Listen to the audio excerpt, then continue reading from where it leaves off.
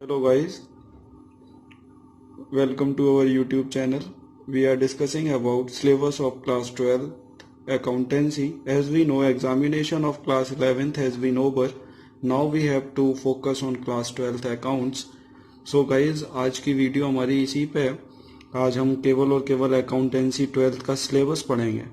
Guys एक चीज़ बताना चाहूँगा सबसे पहले, जो आपने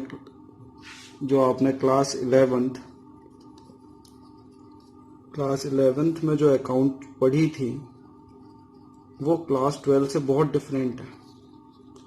क्लास 12 से बहुत डिफरेंट है। क्यों है? क्योंकि जो 11th में आपने पढ़ी थी वो आपने पढ़ी थी सोल प्रोप्राइटरशिप। किसके बारे में पढ़ी थी? सोल प्रोप्राइटरशिप के बारे में पढ़ी थी। लेकिन जो हम 12th में अकाउंट्स पढ़ेंगे वो हम पढ़ेंगे पार्टनरशिप के बारे में। किसके बारे में?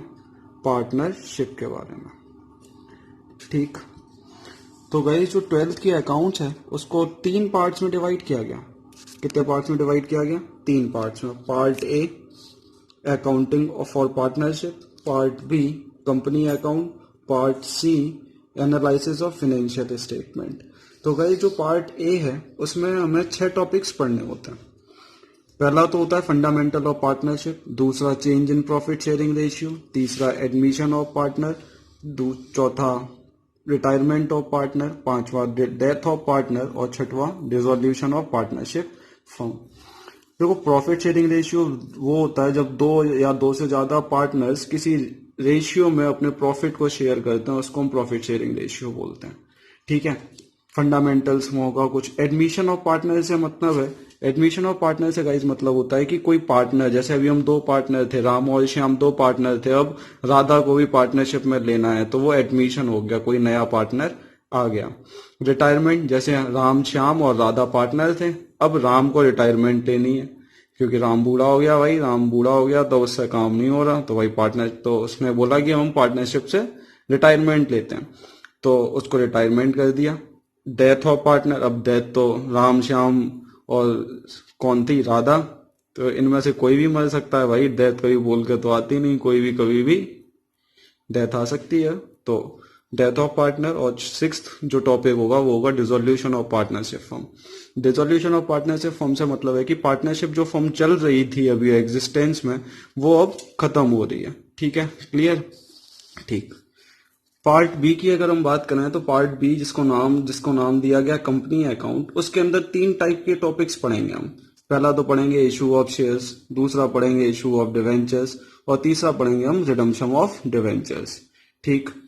इशू ऑफ शेयर्स, ये जो शेयर्स है क्या होते हैं? शेयर्स हिंदी में तो इसको हम बोलते हैं अंश। क्या बोलते हैं? अंश।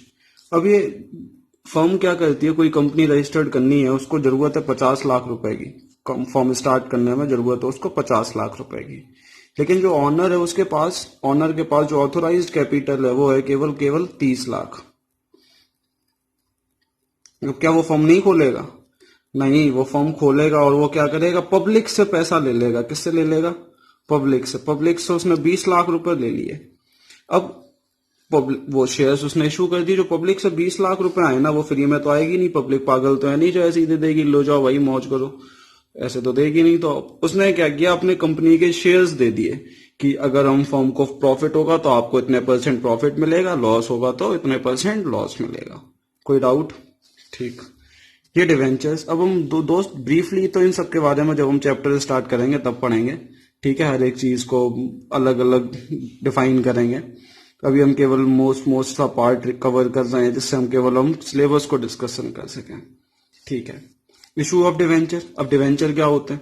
चलो, शेयर्स तो समझ में आता है कि कंपनी को पैसे की जरूरत थी। अब डिवेंचर्स क्या होते हैं? जैसे Ram purchase goods from Shyam. अच्छा गाइज, अभी एक चीज बताना, ये ट्रांजैक्शन कैश ट्रांजैक्शन है या क्रेडिट ट्रांजैक्शन है? तो गाइज हमने 11th में भी पढ़ा था, जब हमें नाम नहीं दिया जाता कि कैश में खरीदा गया है तो वो ट्रांजैक्शन कैसी होती है? क्रेडिट ट्रांजैक्शन होती है। ठीक है। राम ने श्याम से गुड्स खरीदे हैं उधार में, कितने भी रुपए के खरीदे, मैं एग्जांपल मान लेता हूँ 50,000 रुपए के उसने गुड्स खरीदे। अब राम के पास पैसा नहीं है श्याम को देने के लिए, तो राम ने क्या बोला, राम ने बोला कि अब हम अपनी कंपनी के तुम्हें डिवेंचर्स दे देते हैं, तुम ले जाओ, तुम्हें हर साल जब भी अकाउंटिंग ईयर कंप्लीट होगा, हमारा जो भी तुम्हारी जो रेट फिक्स होगी, डिवेंचर पर हमेशा रेट फिक्स रहता है, जैसे 5% डिवेंचर्स या 10% डिवेंचर, ऐसा रेट फिक्स रहता है, उतने परसेंट आपको हम दे देंगे। क्लियर है? ओके। अब जो तीसरा टॉपिक है redemption of debenture. Redemption of debenture से मतलब है कि जो हमने डिवेंचर्स इशू किए थे, अभी हमने श्याम को जो डिवेंचर इशू किए थे, अब हमारे पास पैसा आ गया, अब हम श्याम को 50,000 रुपए दे देंगे और जो डिवेंचर उसको दिए थे वो अपन वापस ले लेंगे। क्लियर है क्या बात? ठीक है, चलो पार्ट सी पे आते हैं। Part C, analysis of financial statement. तो गाइज अब जो पार्ट थर्ड है अपना, एनालिसिस ऑफ फाइनेंशियल स्टेटमेंट, इसके बारे में देखें तो पहला जो टॉपिक होगा वो होगा financial statement of companies. Companies के कुछ स्टेटमेंट होंगे। दूसरा फाइनेंशियल स्टेटमेंट एनालिसिस, उसको जो स्टेटमेंट फाइनेंशियल आए थे अभी कंपनीज के फाइनेंशियल स्टेटमेंट, अब उनको हम एनालाइज करेंगे कि क्या उसमें गलत है, क्या सही है, क्या प्रॉफिट है, क्या लॉस है, जो भी है वो अपन सारा कुछ। Comparative statement. कंपेरेटिव स्टेटमेंट नाम देखने में ही समझ में आ रहा है, कंपेयर। कंपेयर का मतलब किसी से तुलना करना। तो यहाँ खुद ही फर्म अपनी ही फर्म से कंपेयर करती है लास्ट ईयर के बैलेंसेस से और करेंट ईयर के बैलेंसेस से, कि उसकी एसेट कितनी बढ़ी या लाइबिलिटीज कितनी बढ़ी या कम हुई, ये सारा कुछ पता करने के लिए। फिर बात आती है कॉमन साइज स्टेटमेंट। कंपनीज कुछ कॉमन साइज स्टेटमेंट भी बनाती हैं। जो मेन टॉपिक है ना गाइज आपके इस पार्ट सी में, वो एक तो है अकाउंटिंग रेशियो और एक कैश फ्लो स्टेटमेंट। ठीक है, क्लियर है? अकाउंटिंग रेशियो के अंदर हम 4 टाइप के मेन रेशियो, उसके फिर 32 टाइप्स के और टाइप्स के रेशियो, उसके बारे में पढ़ेंगे। Cash flow statement. Cash flow statement 3 activities के थ्रू होंगे। वो गाइज 3 एक्टिविटीज कौन कौन सी होंगी? एक तो ऑपरेटिंग एक्टिविटी,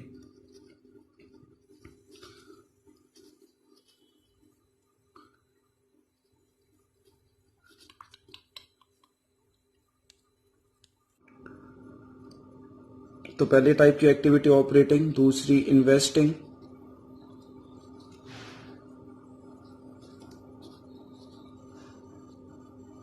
और तीसरी फाइनेंसिंग एक्टिविटी। इन सबका ग्रांड टोटल करके अपन प्रॉफिट और लॉस पता करेंगे। क्लियर है क्या बात? आई क्या बात समझ में? ठीक है गाइस, अब अपन बात करते हैं सिलेबस, इनके पेपर के एग्जामिनेशन पॉइंट में क्या, कितने मार्क्स का क्या होता है और कितने मार्क्स का क्या होता है। तो गाइस इसके लिए हमें पेपर को टर्न करना पड़ेगा। तो गाइस जो मेन पेपर होता है वो होता है आपका, अगर हम टोटल की बात करें, ग्रैंड टोटल की बात करें तो 100 मार्क्स का होता है, जिसमें से 80 मार्क्स का तो क्या होता है आपका रिटन एग्जाम और 20 मार्क्स का क्या होता है प्रैक्टिकल। ठीक है, तो जो 80 मार्क्स का आपका एग्जाम है उसको 3 सेक्शन में डिवाइड किया गया। पहला तो 35 मार्क्स का सेक्शन 1, जिसको जो कहाँ से आता है, पार्टनरशिप। हमने पार्टनरशिप के 6 चैप्टर्स के बारे में पढ़ा था ना, जो भी हमने पार्टनरशिप्स के 6 चैप्टर, ये change in accounting, profit sharing, fundamental, admission, retirement, death और डिसोल्यूशन, इसमें से 35 मार्क्स का आएगा। कितने मार्क्स का आएगा ये? 35 मार्क्स का। ठीक, जो दूसरा सेक्शन है वो है 25 मार्क्स का, जो NPO, not for profit organization, जो जिनका जो भी ऑर्गेनाइजेशन जिनका मेन मोटो प्रॉफिट अर्न करना नहीं होता वो, और 15 मार्क्स की कंपनी अकाउंट, जो अभी अपन ने कंपनी अकाउंट पढ़ी थी, issue of share, issue of debenture और रिडम्पशन ऑफ डिवेंचर्स वाली बात। ठीक, और जो 20 मार्क्स है ना वो आपके financial statement analysis. Financial statement यानी वो हमने सीएफएस पढ़ा था, cash flow, accounting ratio, common size statement, comparative statement, उससे।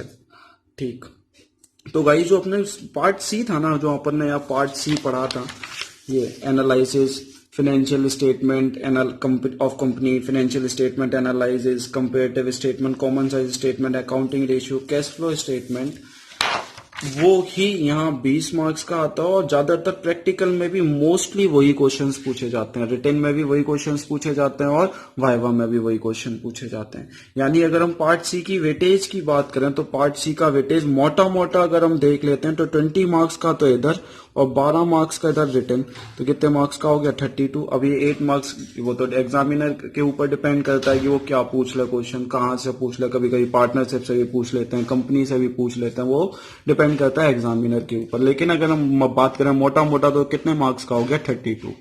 अब गाइस हमें ये चीज समझ में आ रही होगी कि दो जो मेन पार्ट हैं वो कौन कौन से, एक तो पार्ट ए पार्टनरशिप जो कितने मार्क्स की है 35 मार्क्स की, और पार्ट सी जो कितने मार्क्स की है आपकी 32 मार्क्स की। अभी अपन ने देखा ओरली करके देखा, क्लियर हो रही है कि बात। तो अपन अगले वीडियो में बात करेंगे पार्टनरशिप के पहले चैप्टर के बारे में। Thank you class. अगर आपको अच्छी लगी हो मेरी वीडियोस तो then please like share and subscribe. Thank you.